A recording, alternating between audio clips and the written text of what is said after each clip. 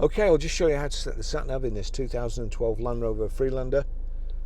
From any screen, you've got nav here, or if you're on the home menu, it's even easier from here, because on the home menu there you've got the on-road nav, current position and destination entry. So all you have to do from the home menu is click destination entry, and then it's asking you for postcode. Now if you're on another screen, we'll go to audio video, we'll go to radio, make sure that's turned down. So we're on radio.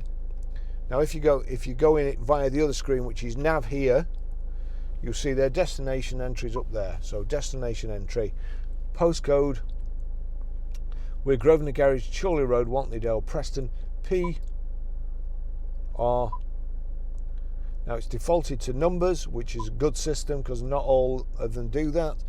Sometimes you have to find the 0 to 9 and click on that and then click back, and as you can see it's gone back to letters as well there.